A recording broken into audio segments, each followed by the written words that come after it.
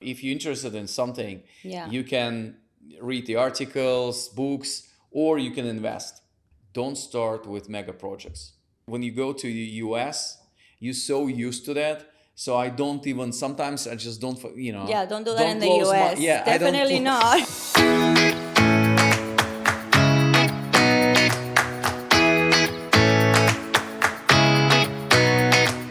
Hi, everybody. Welcome to another episode of the International Moguls podcast. Today's guest speaker is Sergey Young.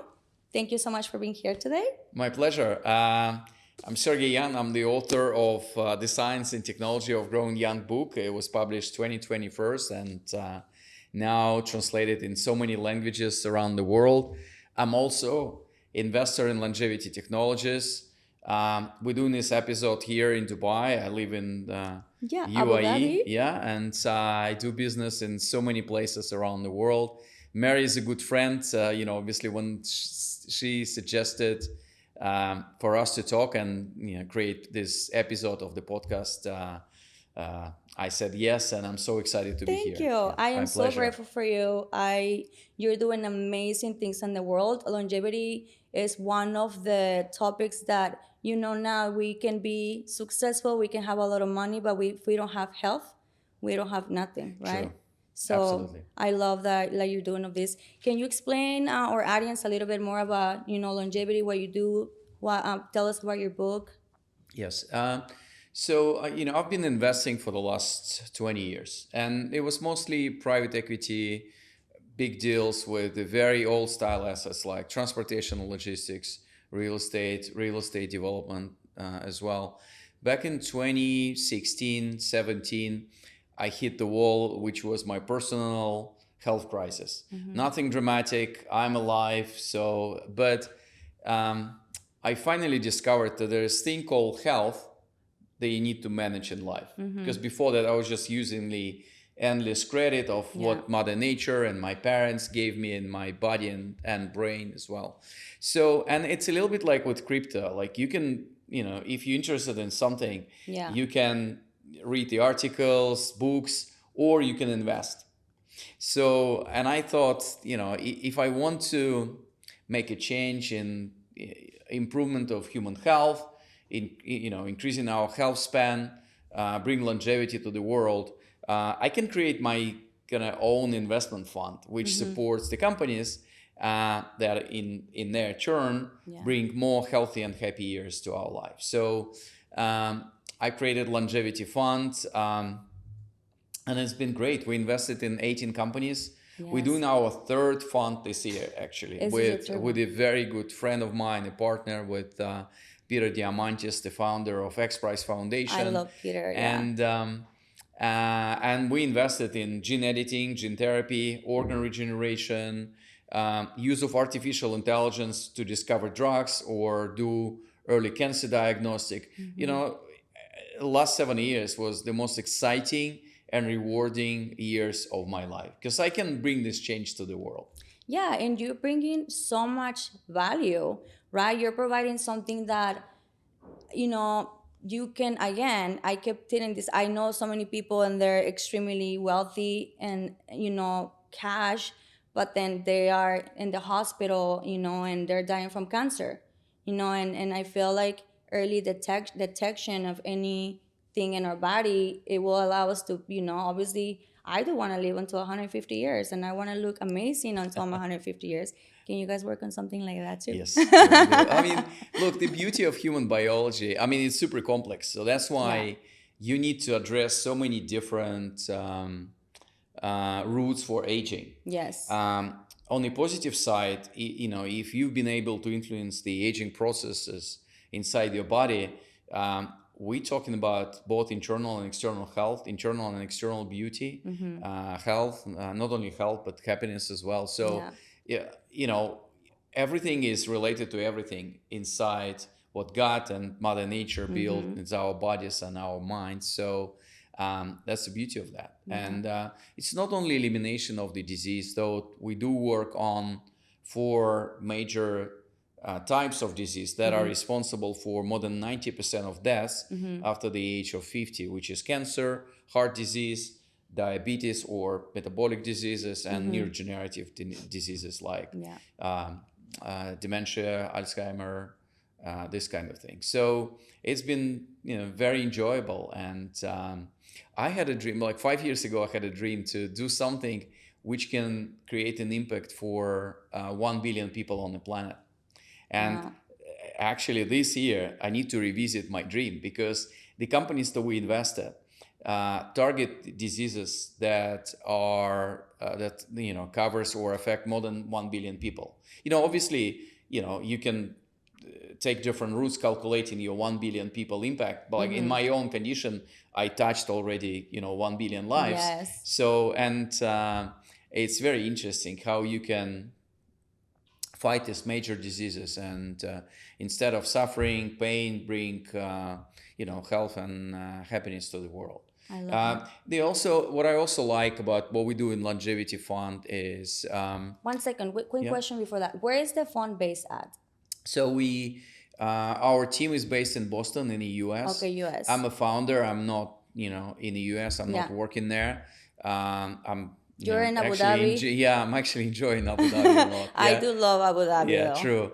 And but because funds are relatively small. Yeah. We're talking about $100 million, which for financial industry and for healthcare That's industry, small. really small. Yeah. So it's not huge.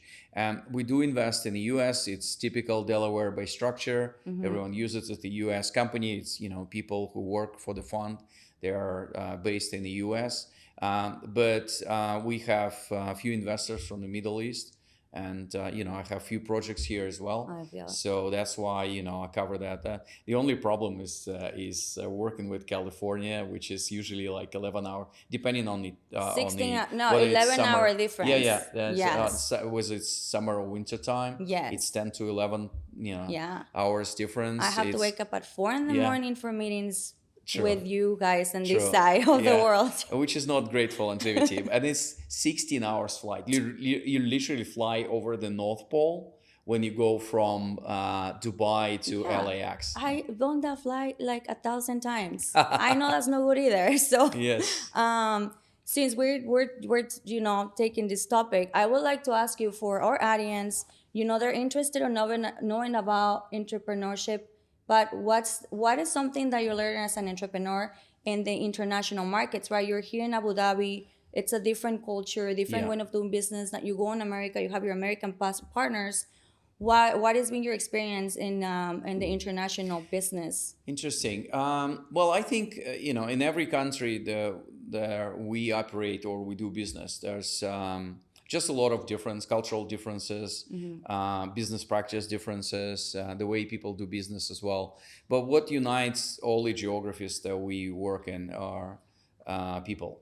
I mean, we are enjoying our life, enjoying our projects or businesses simply because we have an opportunity to work with this diversity of amazing people who would bring absolutely new insights to the things that you're working on. So what I really like is observe these differences. Like in the US, it's a very interesting culture. Like it's super efficient. Like they're like so in quick. 1 week in the US, but by the end of the meeting in the US, you would very likely know if this is yes, no, or maybe yes if 1, 2, 3, like 3 conditions. Yeah. So it's like super efficient. Here, people look, because of the culture, people would always just spend time to know you as a person. Yeah.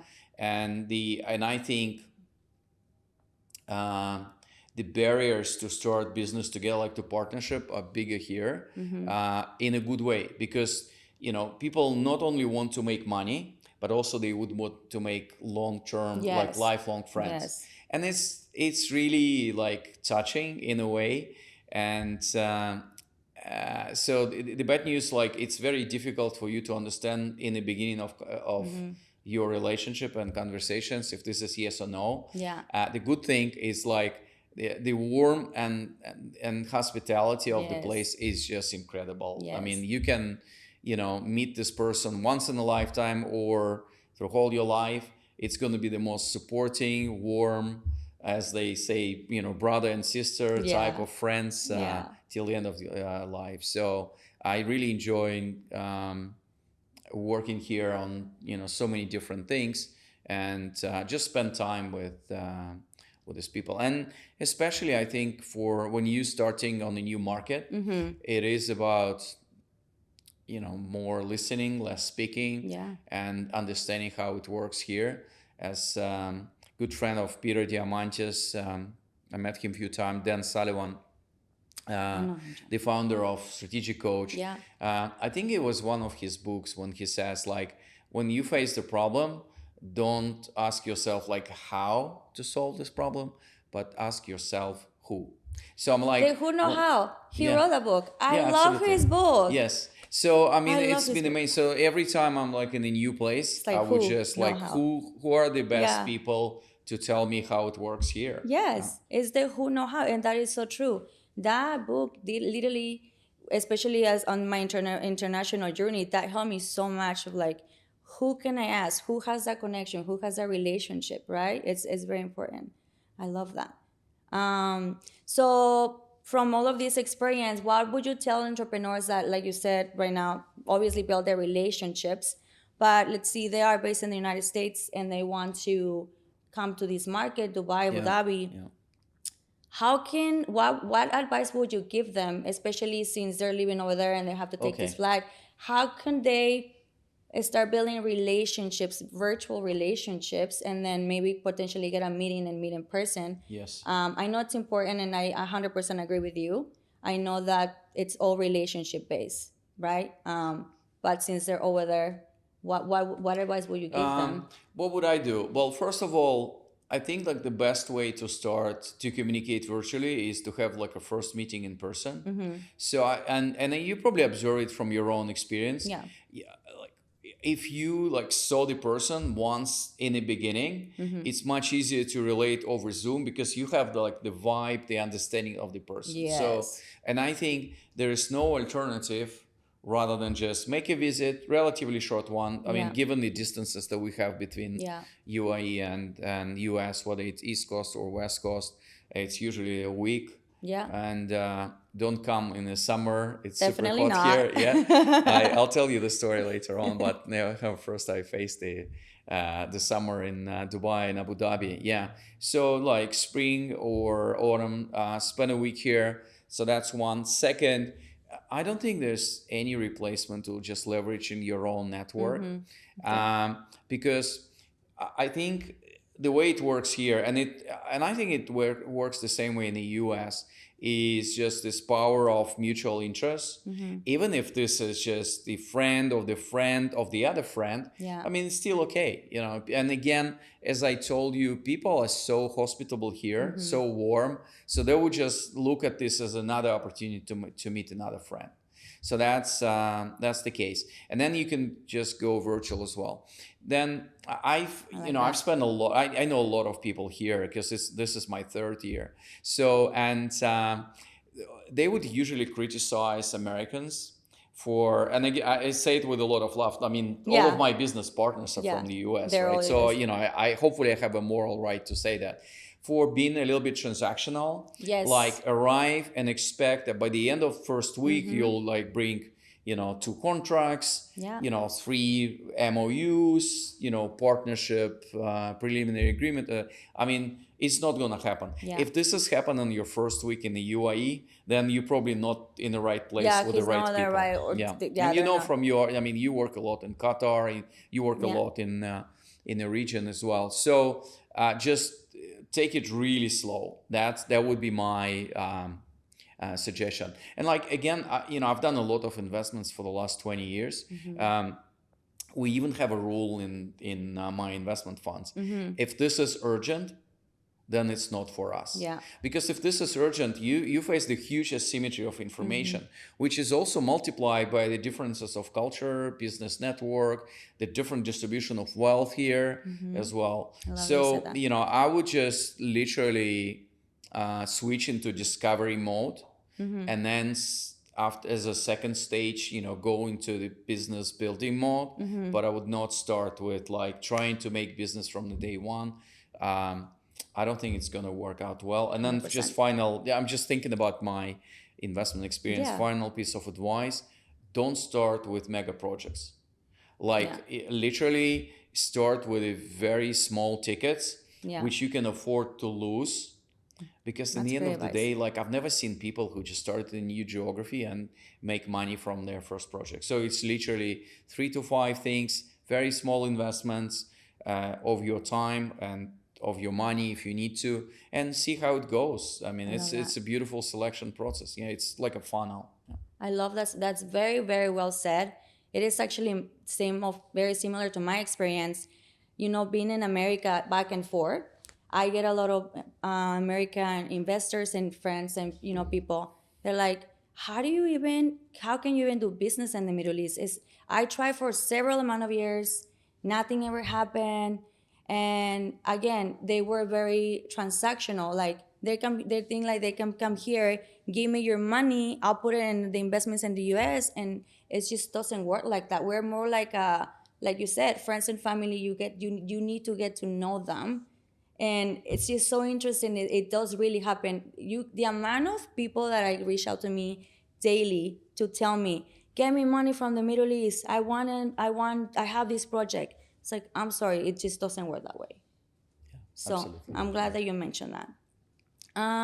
For our last question, let's see, I don't know, somebody that wants to enter this market, what will be, they don't know the legality. I know obviously we have to make disclaimers. We are no lawyers, but from your experience, is it an easy to open a company here in Dubai? Is the process long? Yeah, look, we haven't found any difficulties in terms of registering companies in Dubai or Abu Dhabi.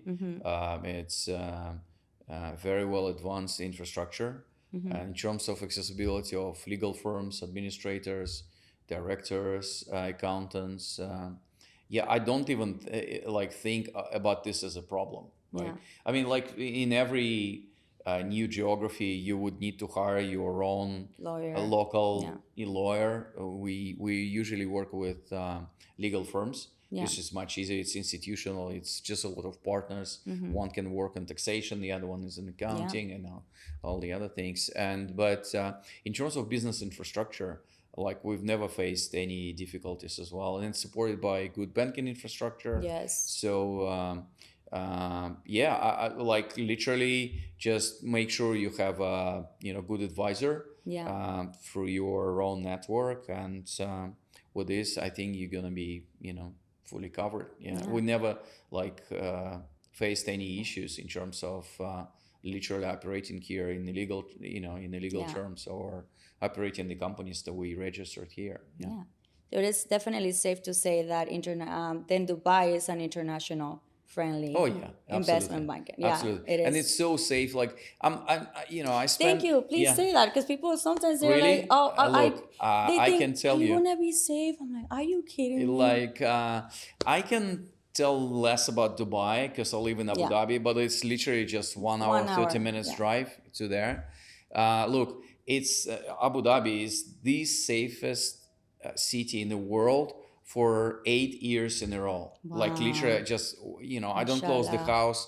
People don't keep valuables in the car. Ladies leave their handbags with all the documents, with money. Like you can you read a lot of stories. People just leave a lot of cash in a taxi, and then few hours later the taxi driver will bring it to them. I mean, I've seen it only in Japan, frankly speaking. Yeah, and it's really enjoyable. And you start, but it plays with you the trick. Like when you go to the US, you're so used to that. So I don't even, sometimes I just don't, Yeah, don't do that in the US. Definitely not. I don't close my car, and I'm like, oh my goodness, just I left all the documents in the car, and I've been away for like 30 minutes. It's just going inside you, and I say. But I wanted to give this example because it's it's a very special to be in a place where people, men and women, kids, older people feel so safe, welcome, just a lot of support as well. So the culture here is just amazing. Yeah, I love it. Yeah, people will ask me, do you feel safe? You know, are you gonna be okay? I'm like, I literally will land at 1 in the morning by Oh myself, yeah. take a taxi, take me to my hotel. Sometimes my friends are here. I go out, you know, and have dinner with them, and it's Yeah. just, it is so safe. And yeah, I think definitely is business friendly in so many levels and so Look, many ways. I have so many friends, and I remember that one of the very senior fund manager in Singapore.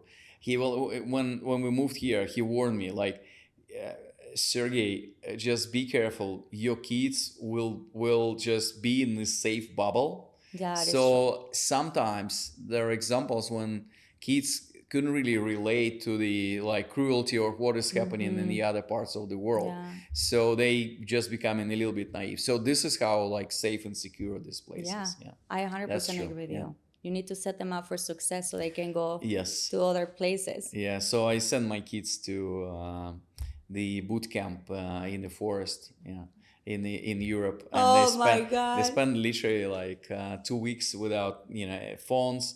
They cook their own food. Live in this is it camp? Yeah, Yeah, yeah, as well. And I that is so remember cool. he was Timothy. He was 11 years old. So he only second day he called me up from this camp like, take me from here. It's so uncomfortable. And I'm like, and he's, oh, I'm so sick. And I'm okay. Like, if you are sick, I'll call emergency. Yeah. Okay. You'll have emergency car. They put you in hospital. He's like, no, I'm not that sick. And I'm like, okay, that means Aw. you can continue. Right. Yeah.